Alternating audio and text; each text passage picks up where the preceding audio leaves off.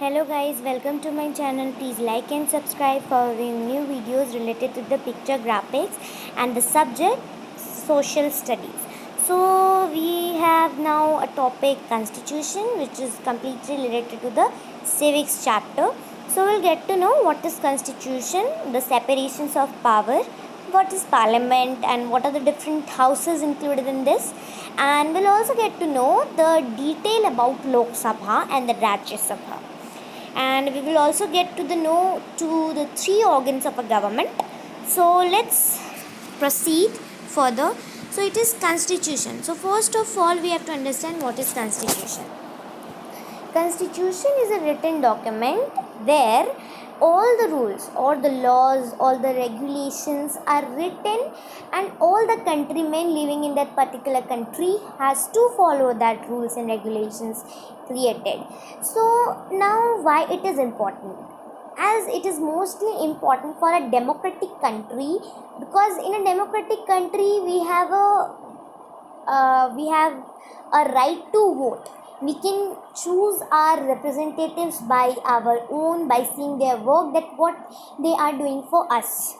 So this is something democratic country, and it is mostly common in the democratic countries, and it is important also for a democratic country because it lays down, or it means shows the different ideas which explains the fundamental nature of the society. And it not only explains the fundamental nature of the society, but it also explains the political nature of a country, means political system of a country, that how this country is strong politically, or how the government has governing these countries. So for knowing this we have to get a constitution. So this is something about constitution. Now let us proceed to see what exactly the Indian constitution look like. So we move further. Images of written constitution. So this is the image of a written constitution in India. Forwarded by whom? Forwarded by former Chief Justice of India, Justice Shri V.N. Khare.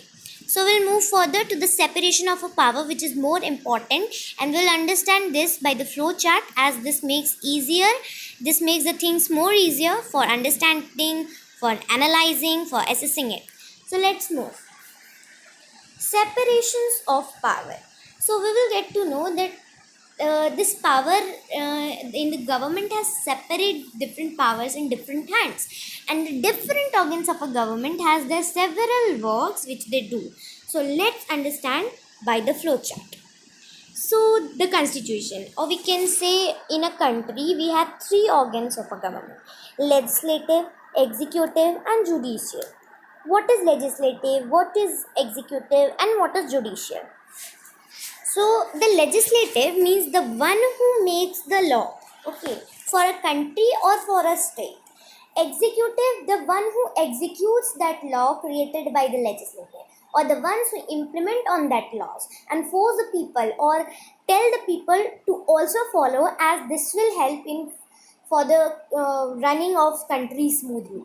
Now let us move to judicial. Judicial, the one who punishes the people if the people has not followed the laws created by the legislative and executed by the executive. If somebody wants to make the description about this judicial, so they can say that the person who will not follow the laws and the regulations or rules of a country created by legislative. It means whom created by legislative, and who executes that, so and executed by executives, so that will be punished by the judicial.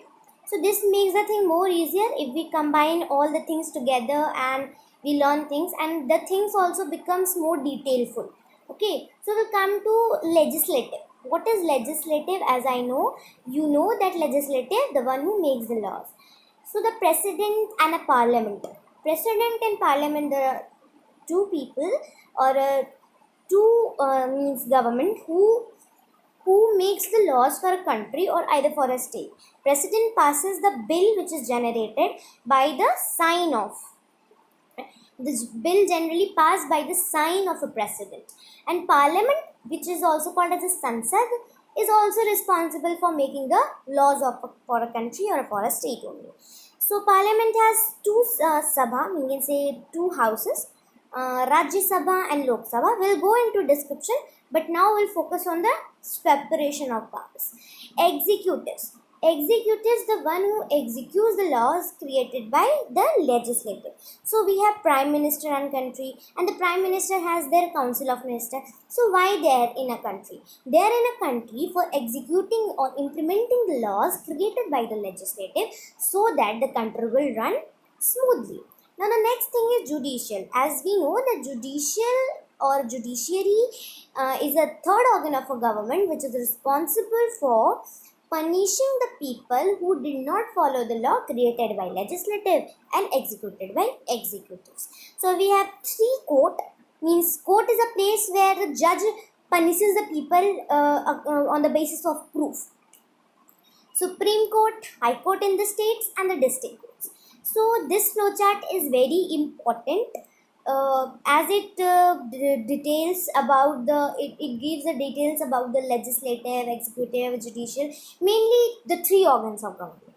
So let's move to the another one, which is parliament. The discussion about the president, upper house, and lower house.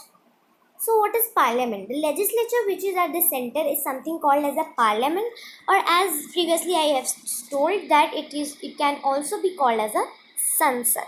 Now this Sansad or this parliament has two types of houses. One is upper house and second one is lower house.